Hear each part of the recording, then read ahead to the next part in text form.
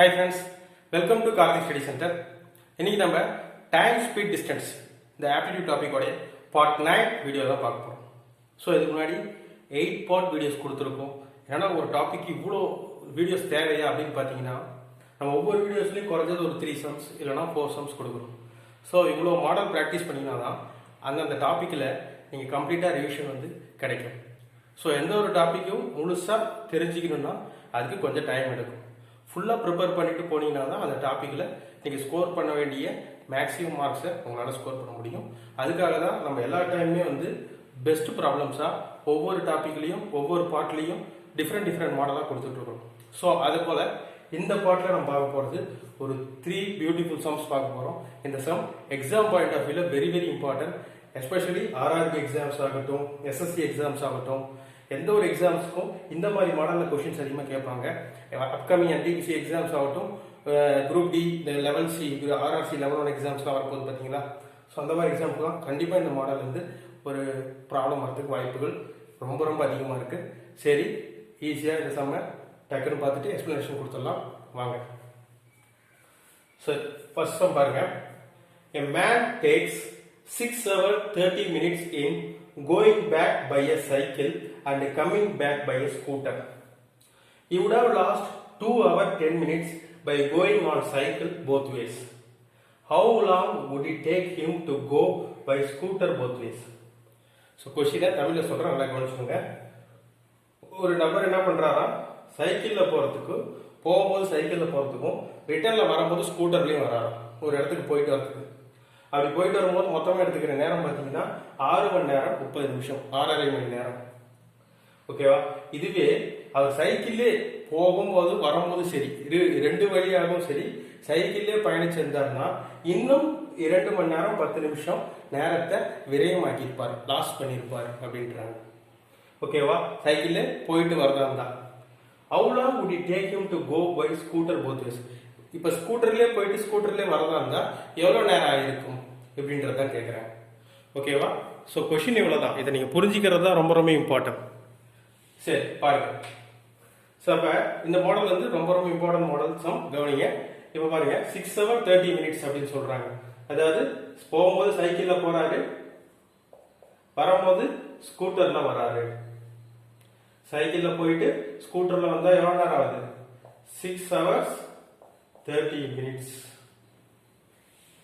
ஓகேவா?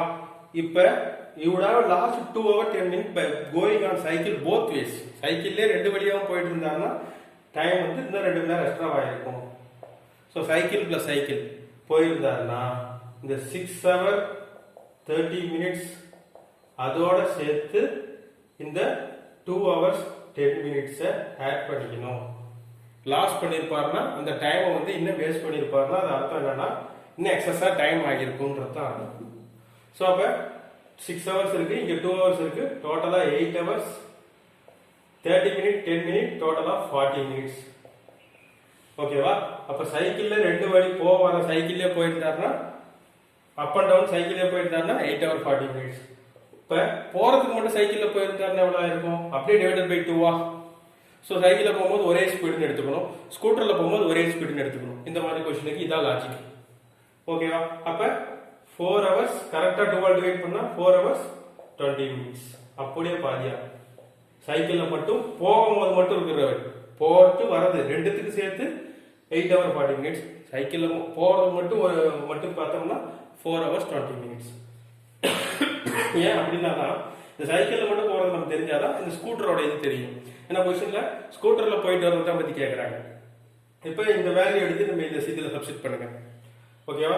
இப்ப இந்த 4 hours 20 minutes வந்து டைரக்ட் சிம்பிள் கால்குலேஷன், ஒண்ணுமே இல்லை, ஸ்கூட்டர் வேல்யூல சப்ஸ்டிட் பண்ணுங்க. இங்க 6 hours 30 minutes. ஸோ அப்ப ஸ்கூட்டரை வச்சுட்டு இந்த சைடு இந்த வேல்யூஸ் எல்லாம் போட்டுக்கோங்க. இங்க 4 hours இருக்கு, இங்க 6 hours இருக்கு, செப்பரேட் பண்ணா 2 hours. அதே மாதிரி இங்க 20 minutes இருக்கு, இங்க 30 minutes இருக்கு. 30 minutesல 20 minutes செப்பரேட் பண்ணா 10 minutes. அப்ப இது என்ன சொல்ல வரது அர்த்தம்? சைக்கிள்ல போறதுக்கு ஸ்கூட்டர்ல போறதுக்கு மட்டுமே 2 hours 10 minutes ஆகும். இங்க வந்து அவங்க என்ன கேட்டிருக்காங்க? டு ஸ்கூட்டர் போத் வேஸ் போயிட்டு வரதுக்கு. ஸோ அப்ப 2 times டபுள் த டைம்ஸ் போறது ஸ்கூட்டர் வரது ஸ்கூட்டர் அப்படின்னா 4 hours 20 minutes. ஓகேவா? போத் வேஸ் கேட்கும்போது டபுள் த பண்ணிக்கணும். எவ்வளவுதான் விஷயம். புரியுதா? ரொம்ப ரொம்ப ஈஸி சம்மு. கான்செப்ட் நீங்க புரிஞ்சுக்கிட்டீங்கன்னா அப்படியே எடுத்து சப்ஸ்டிட் எடுத்து போட வேண்டியதுதான்.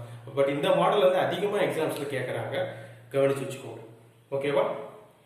சரி, நெக்ஸ்ட் சம் போயிடலாம். Excluding stoppages, the speed of the bus is 64 km per hour, and including stoppages, the speed of the bus is 48 km per hour. For how many minutes bus stops per hour? Okay. So இப்போ என்ன கேட்டிருக்காங்க, ஒரு பேருந்து நிறுத்தங்களை தவிர்த்து அந்த பேருந்தோட வேகம் பார்த்தீங்கன்னா 64 km per hour. நிறுத்தங்களோடு சேர்த்தா அந்த பேருந்தினோட வேகம் 48 km per hour அப்படின்னு சொல்லியிருக்காங்க. KMPH தான் கிலோமீட்டர் பர் ஹவருக்கு இந்த சிம்பிள் போட்டாலும் ஒன்று தான், எல்லாமே ஒன்று தான். For how many minutes does the bus stops per hour? அப்போ இந்த பஸ் ஆனது ஒரு மணி நேரத்துக்கு எவ்வளோ நேரம் நின்று இருக்கும் அப்படின்றது தான் கேட்குறாங்க.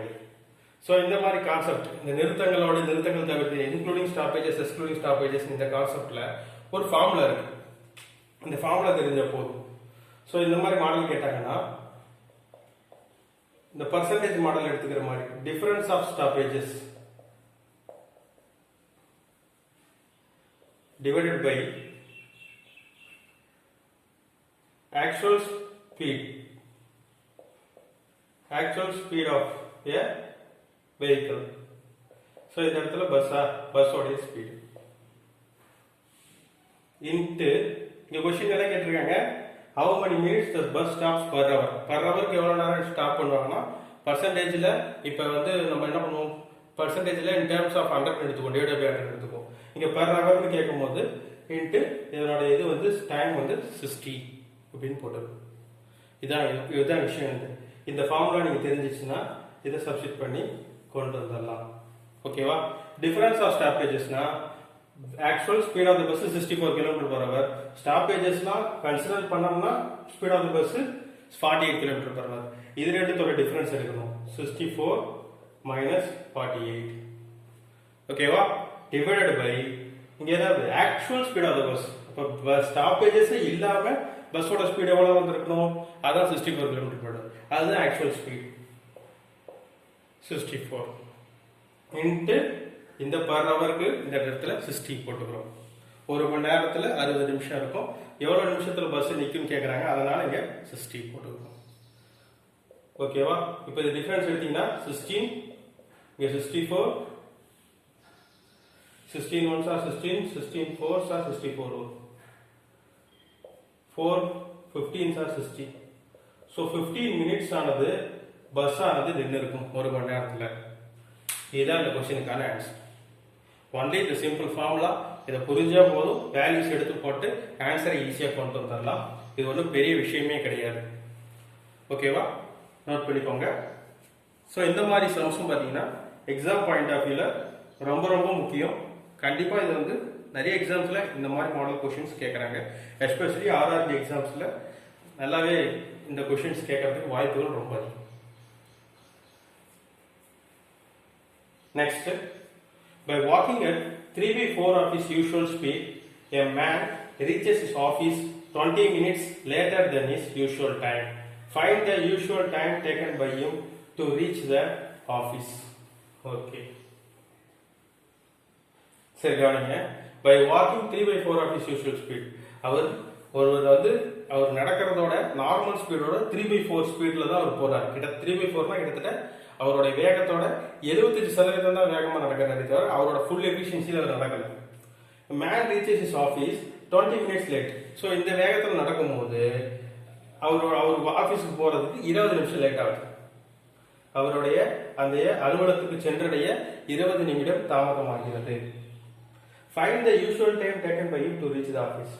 இதுவே அவரோட ஒரிஜினல் சராசரியான வேகத்துல அவர் போயிருந்தாருன்னா அவர் ஆபீஸுக்கு, அவர் அலுவலகத்துக்கு எவ்வளவு நேரத்துல போய் சேர்ந்திருப்பார் அப்படின்றத கொடுத்துருக்காங்க. ஸோ இங்க எந்த விதமான கிளியர் டேட்டா கொடுக்கல. பட் இந்த மாதிரி போயிருந்தா இப்படி ஆயிருக்கும், பட் இப்படி போனதுனால இவ்வளவு லேட் ஆயிடுச்சு அப்படின்ற மாதிரி தான் சொல்லியிருக்காங்களே தவிர கிளியர் டேட்டா இது கொடுக்கல. ஸோ இந்த மாதிரி சமயம் இப்படியே ஆன்சர் எக்ஸ்பெக்ட் பண்றது பார்க்கலாம். ஸோ பொதுவாகவே இப்போ கொஸ்டின் என்ன கேட்குறாங்க, find the usual time taken by you to reach the office அப்படின்னு கேட்குறாங்க. ஸோ நம்ம இந்த டைம் ஸ்பீட் டிஸ்டன்ஸ் கான்செப்ட்ல எப்பவுமே சொன்ன ஃபார்முலா கான்ஸ்டன்டா இந்த ஃபார்முலா தான். இந்த ஒரு ஃபார்முலா தெரிஞ்சா போதும், எல்லா ஃபார்முலாவும் இதுல இருந்து தான் நம்ம வந்து கொண்டுட்டு வரோம். ஓகேவா? உங்களுக்கு ஃபார்முலா விசிபிளா இருக்குல்ல? ஓகே. இப்போ பாருங்க, distance is equal to speed into time. So இதான் விஷயம். இப்போ பொதுவா இப்போ அவர் எவ்வளவு ஸ்பீட்ல போயிருந்தாலும் அவர் வீட்ல இருந்து அவர் ஆஃபீஸ்க்கு போற டிஸ்டன்ஸ் வந்து எந்த மாற்றமும் வரக்கூடாது இல்லை. ஸோ டிஸ்டன்ஸ் என்னைக்குமே கான்ஸ்டன்ட் தான். இந்த கான்செப்ட்ல தான் இந்த சம்ம நம்ம அப்ரோச் பண்ண போறோம். ஓகேவா? அப்ப நார்மல் அவரோட ஆபீஸுக்கு போற டிஸ்டன்ஸ் நார்மல் ஸ்பீட்ல போயிருந்தாருன்னா கரெக்டான டைமுக்கு போயிருப்பாரு. இப்ப அதே ஆபீஸுக்கு போக வேண்டிய டிஸ்டன்ஸ் அவரோட ஸ்பீட் என்ன ஆயிடுது, 3/4 ஆஃப் த யூஷுவல் ஸ்பீட் ஆயிடுது. இப்போ இதனால டைம் எவ்வளவு டிலே ஆகுது, 20 மினிட்ஸ் டிலே ஆகுது சொல்றாங்க. ஸோ 20/60, ஏன்னா நம்ம அவர்ல நம்ம எடுத்துக்கிறோம் எல்லாமே, அதனால தான் 60. 20 மினிட்ஸ்ன்றதை நான் அவருக்கு மாத்திக்கிறேன், டிவைடட் பை 60. எப்பயுமே இதை வந்து மறந்துடக்கூடாது, இந்த இடத்துல மிஸ்டேக் பண்ணிடவே கூடாது. ஸோ அப்போ டிஸ்டன்ஸ்ல எந்த மாறுபாடு ஏற்படக்கூடாது. வீட்ல இருந்து ஆஃபீஸுக்கு போற டிஸ்டன்ஸ் நீங்க எந்த ஸ்பீட்ல போனீங்கனாலும், உங்க ஆஃபீஸுக்கு போனீங்கனாலும் நீங்க வீட்ல இருந்து ஆஃபீஸுக்கு போகக்கூடிய டிஸ்டன்ஸ் மாறுபட வராது. அதனால டிஸ்டன்ஸ் கான்ஸ்டன்ட். ஸோ அப்போ இது ரெண்டு ஈக்குவேஷன் ஈக்குவேட் பண்ணிடலாமா?